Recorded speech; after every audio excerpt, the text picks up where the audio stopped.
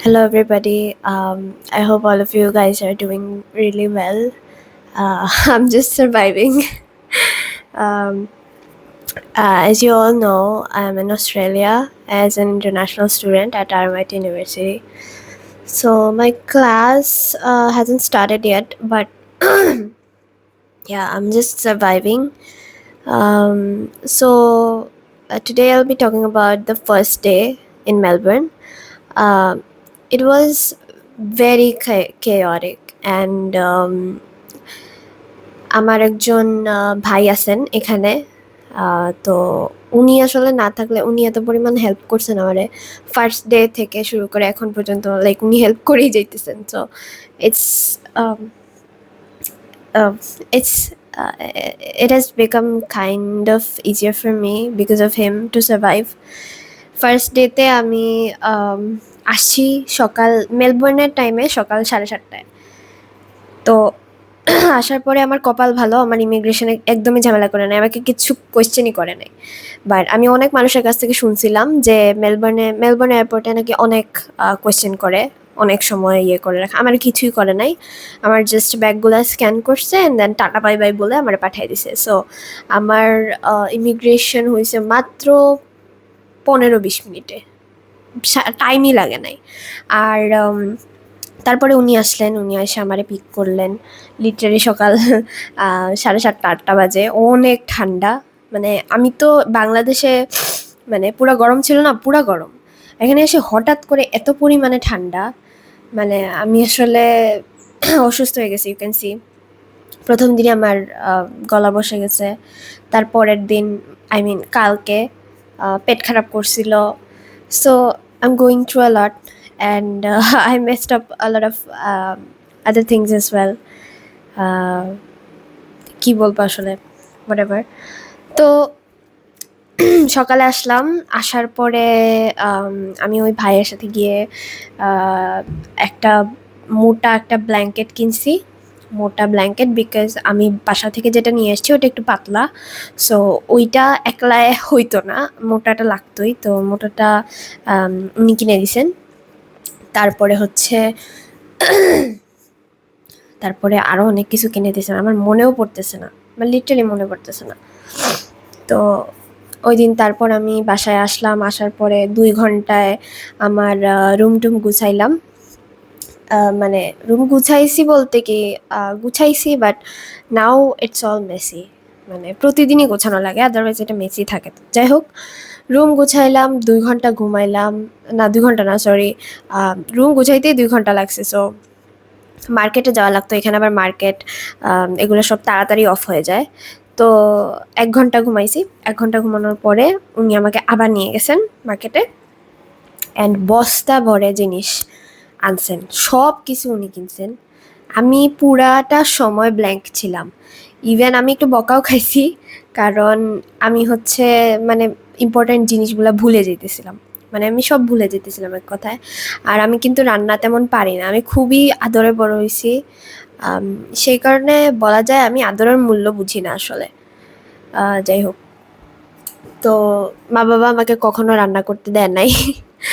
মানে কখনোই দেয় না, আমি রান্নাঘরে ঢুকিই নাই বলা চলে। তো লাস্ট কয়েকদিন আমি কিছু বেসিক রান্না মার কাছ থেকে শিখে আসছিলাম, আমি ওগুলাও ভুলে গেছি। তো at that point I forgot, like actually মানে কোনটা কীরকমভাবে রান্না করা লাগে। সো সবজি মানে অনেক বড়, এখানে তো গ্রোসারি স্টোরগুলো অনেক বড় হয়। তো কোলস, কেমার্ট, এই জিনিস, এই মার্কেটগুলো অনেক বড়। তো সবজিগুলো সামনে গিয়ে আমি পুরা হয়ে গেছি।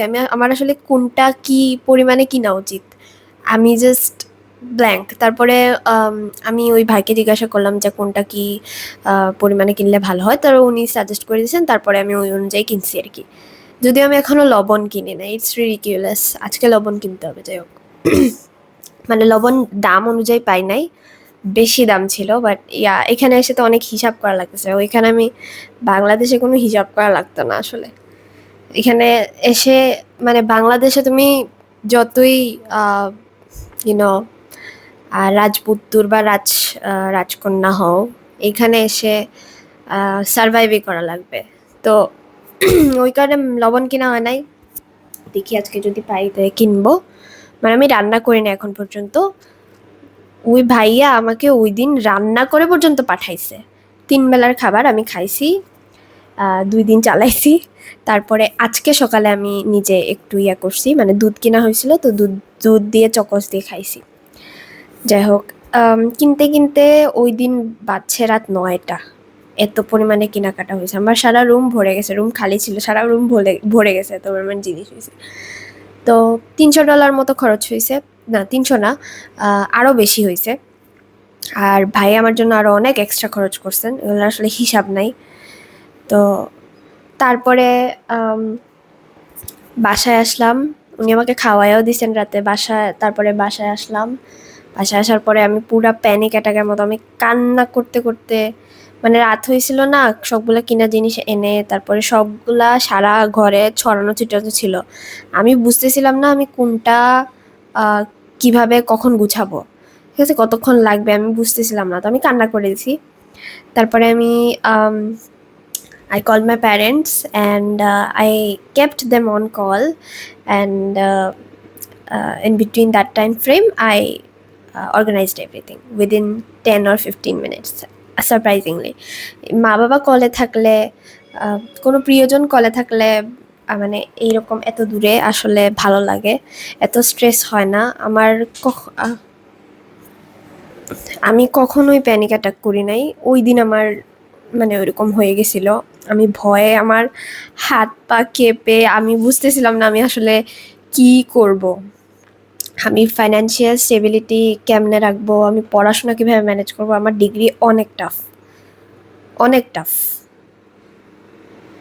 মানে আমি সব কিছু আমি সব কিছু একসাথে চিন্তা করতেছিলাম, এর মধ্যে আমি এখানে পুরা একা, পুরাই, মানে পুরাই একা। Like it's it's a scary thought. Like, think about it. I'm alone in this country. Actually, এটা কান্ট্রিও না, অস্ট্রেলিয়া একটা মহাদেশ। সো আমি একটা কন্টিনেন্টে একা। Can you imagine? লাইক, আর এই তো এরকমই ছিল আমার first day at Melbourne. It was chaotic. It was not good, I would say. It was it was just okay enough to survive just because of আমার ওই ভাই। ওনার প্রতি আমি আসলে সারা জীবন গ্রেটফুল থাকবো। আমি যদি লাইফে কখনো সাকসেসফুল হই, ফার্স্ট স্টেপে আসলে উনিই আমার হেল্প করছেন। আমার ফার্স্ট অফ অল আমার মা বাবা, উপরওয়ালা, and then him. So yeah, like this was my first day at Melbourne. And don't, like, if you are an overly emotional person, I would মানে আমি আপনাদেরকে রেকমেন্ড করবো যে এত এক্সাইটেড হইয়েন না, ফার্স্ট ডে অনেক কেয়ারটিক হবে, specially if you are coming to Australia in July. July is the time of peak cold season. So এত ঠান্ডা লাগবে, মানে আপনি চিন্তাও করতে পারবেন না, অনেক ঠান্ডা লাগবে, ঠান্ডার কারণে আরও অশান্তি লাগবে। আর এখানে আপনি যদি সাবার্বগুলোতে থাকেন তাহলে আশেপাশে কিন্তু এত মানুষ নাই, আমাদের মানুষের মধ্যে থেকে অভ্যাস। আমার এইটা একটা, আমি একটু এক্সট্রোভার্ট টাইপের, সো আমি মানুষের মধ্যে থেকে অভ্যস্ত। অ্যান্ড একা থাকার আসলে দরকার আছে লাইফে, বাট আমি না কখনো এটা এক্সপিরিয়েন্স করি নাই, তো এখন এক্সপিরিয়েন্স করতেছি। So it's like it's really hard for me. তো ওই আর কি, ফার্স্ট ডে আমি পুরা ভেঙে পড়ছিলাম, মানে পুরাই। আমি ভাবছিলাম আমি পারবো না, এখনও মনে হইতেছে আমি পারবো না, বাট আজকে তুলনামূলক বেটার, ওই আর কি। সো এই জিনিসগুলো আপনি যে কোনো দেশে, পৃথিবীর এক সাইড থেকে অন্য সাইডে মুভ করলে হবে। তো এই হইল আমার কাহিনী।